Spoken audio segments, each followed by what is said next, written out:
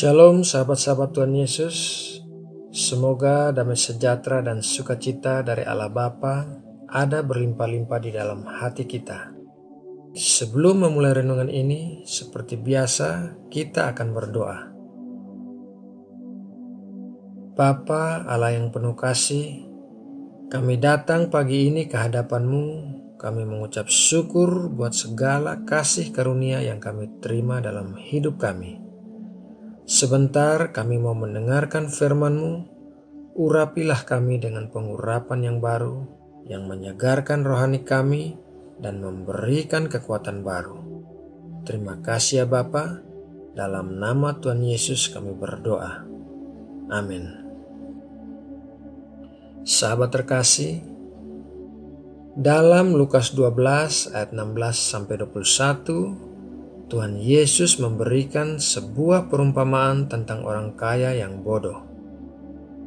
Mari kita baca dahulu ayatnya dalam Lukas 12 ayat 16-21. Kemudian ia mengatakan kepada mereka suatu perumpamaan, katanya, ada seorang kaya, tanahnya berlimpah-limpah hasilnya. Ia bertanya dalam hatinya, apakah yang harus aku perbuat, sebab aku tidak mempunyai tempat di mana aku dapat menyimpan hasil tanahku. Lalu katanya, inilah yang akan aku perbuat. Aku akan merombak lumbung-lumbungku, dan aku akan mendirikan yang lebih besar, dan aku akan menyimpan di dalamnya segala gandum dan barang-barangku. Sesudah itu, aku akan berkata kepada jiwaku, jiwaku, ada padamu banyak barang, tertimbun untuk bertahun-tahun lamanya. Beristirahatlah, makanlah, minumlah, dan bersenang-senanglah.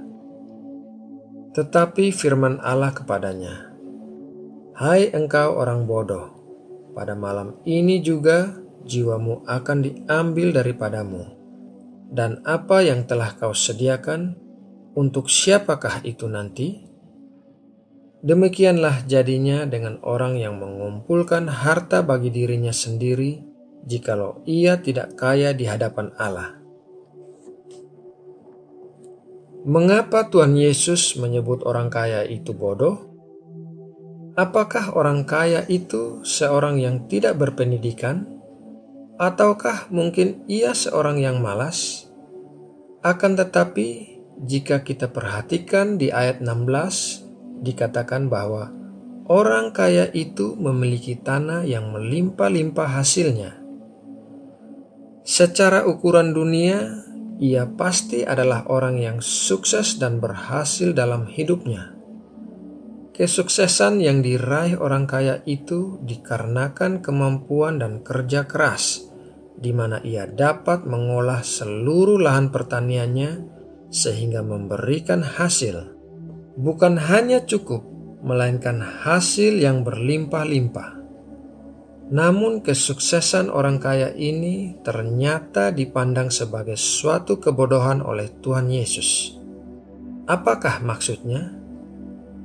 Kita lihat dalam ayat sebelumnya, yaitu Lukas 12 ayat 15.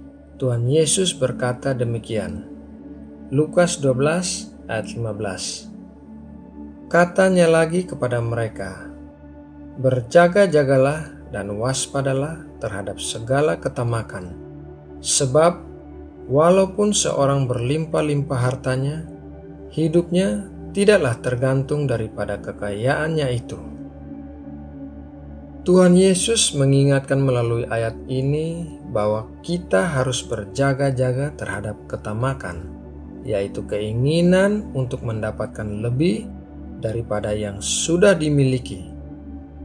Ketamakan inilah yang membuat orang kaya itu hidupnya tidak puas. Ia memikirkan bagaimana lagi caranya agar ia lebih mendapatkan kepuasan dan kesenangan dalam hidupnya, yaitu dengan memperbesar tempat untuk menyimpan segala hartanya. Ia lupa bahwa segala yang ia miliki itu berasal dari Allah. Dalam perumpamaan ini, sebetulnya orang kaya tersebut tidak bodoh secara materi atau masalah harta. Akan tetapi, ia bodoh dalam mengerti kehendak Tuhan. Ia hanya menaruh pikirannya pada perkara-perkara dunia. Apabila ia tahu bahwa jiwanya akan diambil malam itu juga, tentulah ia tidak akan menaruh pikirannya dalam perkara-perkara dunia, melainkan perkara-perkara rohani. Sahabat terkasih, janganlah kita menjadi seperti orang kaya yang bodoh ini, di mana secara penilaian dunia, ia adalah seorang yang sangat sukses, tetapi menurut penilaian Allah, ia adalah orang yang bodoh karena tidak mengerti kehendak Allah. Saudaraku, demikianlah renungan kali ini. Semoga renungan ini dapat memberkati kita semua. Dan apabila saudara terbeban untuk berpartisipasi dalam menyegarkan firman Tuhan, saudara bisa membagikan video-video renungan yang ada di channel ini. Mari kita berdoa untuk menutup renungan ini. Bapa yang terkasih, Allah yang maha mulia, terima kasih atas firman-Mu yang mengingatkan kami akan bahayanya ketamakan. Kami akan lebih memperhatikan hal-hal rohani yang lebih berguna bagi hidup kami. Sebentar kami akan melakukan pekerjaan-pekerjaan kami. Kiranya Tuhan memberkati kami berlimpah-limpah dan memakai kami untuk memberkati orang lain juga. Kami juga mau berdoa bagi Indonesia. Terima kasih ya Bapa untuk keadaan Indonesia. Kami percaya ini adalah karena belas kasih-Mu semata-mata. Terus berkati Indonesia ya Bapa. Terima kasih. Dalam nama Tuhan Yesus Kristus kami berdoa dan mengucap syukur. Amin.